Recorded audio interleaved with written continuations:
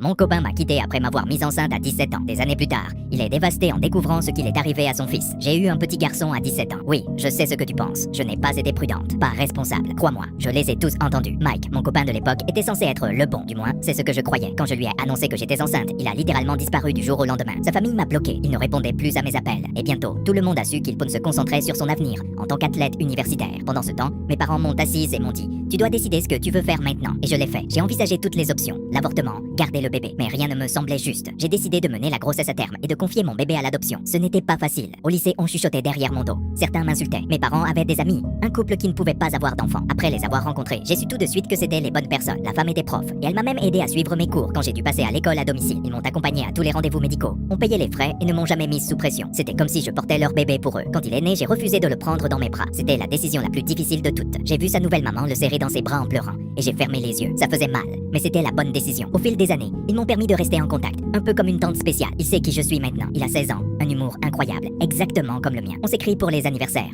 les fêtes, rien de trop intense. Il est heureux et c'est tout ce que j'ai toujours voulu pour lui. Aujourd'hui, je suis mariée à Aaron. Il était déjà divorcé quand on s'est rencontrés et il a été clair dès le départ. Ses enfants et même son ex-femme, Bella, feraient toujours partie de sa vie. Ça m'allait très bien. En fait, Bella et moi, on s'entend super bien. On est même étrangement proches. Les gens trouvent ça bizarre qu'on soit amis, mais on s'est mis d'accord dès le début. Pas de drame, je ne suis pas là pour la remplacer. Les enfants le savent aussi. Mon beau-fils a maintenant 17 ans. C'est mon petit pote. Il m'appelle son autre maman et insiste pour que je sois présente à tous les moments importants de sa vie. C'est comme ça que tout a commencé. Le mois dernier, il devait subir une petite opération. Rien de grave. Mais il avait besoin d'anesthésie et donc d'un adulte pour le ramener à la maison. Aaron et Bella travaillaient tous les deux et ne pouvaient pas se libérer. Donc, je l'ai accompagné. On rigolait dans la salle d'attente. Puis un médecin est venu me parler des formulaires de consentement. Et c'était Mike. Je ne l'ai même pas reconnu au début. Même prénom, oui, mais les années étaient dépassées. Et j'étais concentré sur mon beau-fils. Il avait l'air nerveux, jetait des coups d'œil dans ma direction. Puis, alors que je faisais monter mon beau-fils dans la voiture, encore un peu groggy et hilar, Mike est sorti en courant. Il a commencé à débiter tout un discours. Qu'il pensait à moi et à notre fils depuis des années. Qu'il regrettait d'être parti. Qu'il priait chaque nuit pour être pardonné. Et qu'il était soulagé que notre garçon soit en bonne santé. Je suis resté figé une seconde. Puis, j'ai éclaté de rire. Ce n'est pas ton fils, j'ai dit. Il m'a regardé sans comprendre. C'est mon beau-fils.